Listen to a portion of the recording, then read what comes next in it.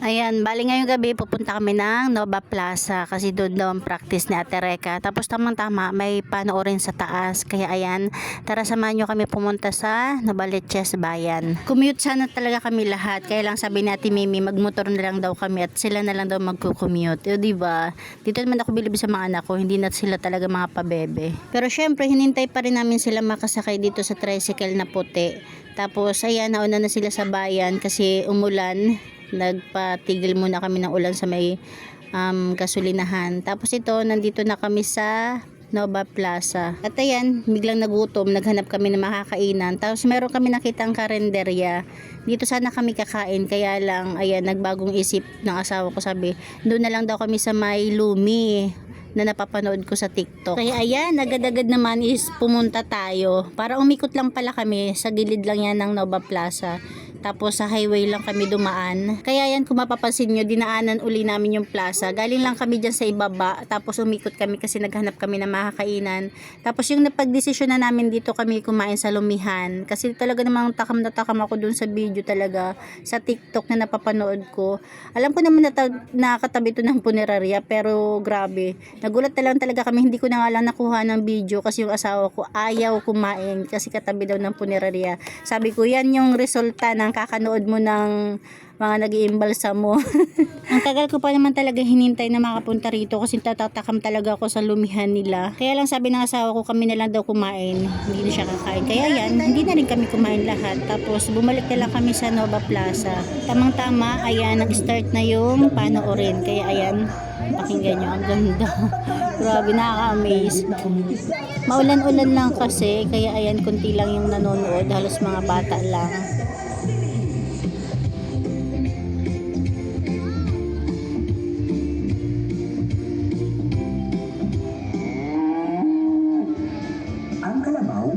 Simbolo ng lakas, sipag at tiyaga ng Pilipino.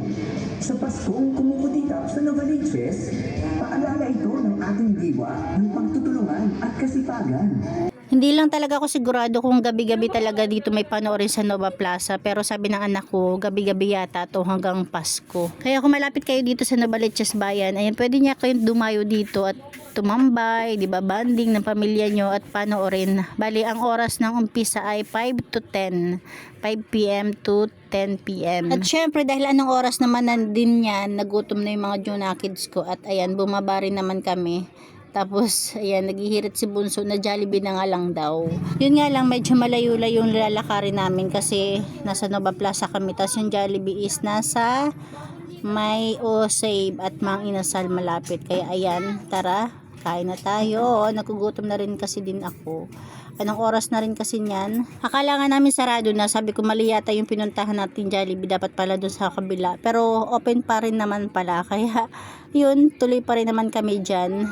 Bali, 5 lang kami kasi sa Ate Reka hindi pwedeng sumama sa amin dahil nagpa-practice ng sayaw.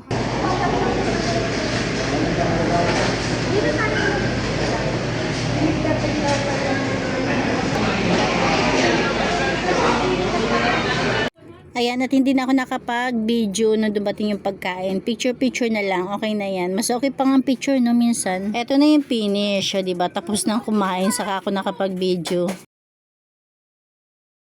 At syempre, habang nagpapahimas-mas ng kinain, ayan, niligpit na namin yung mesa. Tapos bumalik na rin kami niyan sa Nova Plaza kasi andun sa Ate Reka nagpa-practice pa rin. Doon lang naman kami nakatambay, diba? Pampalipas ng oras. At si Bunso, ayan, napagod, nagpakarga.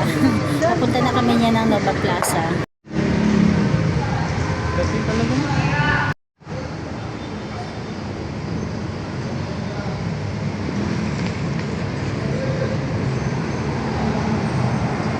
At dito tapos na sila Ate Reka mag-practice. Bali, hinihintay na lang namin sila. Nagmi-meeting na lang daw. Kaya, at syempre kanina pala nag-picture-picture kami dito habang maliwanag pa. May mga ilaw-ilaw pa, di ba?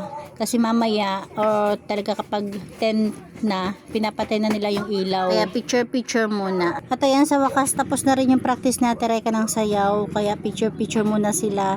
Tapos ayan na, uwian na. At nung uwian na, nagpabili pa sila ng balot. O diba?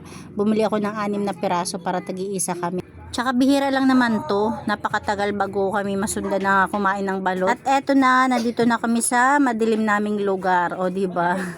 Thank you for watching. Syempre, kinain na namin yung balot. Ayan. Tapos Ate Reka, dahil hindi namin nakasama sa Jollibee, dito na lang niya kinain sa bahay yung pagkain niya. Tapos ito naman sila, nagbabalat ng balot. O, diba? Nakakatuwa silang tingnan.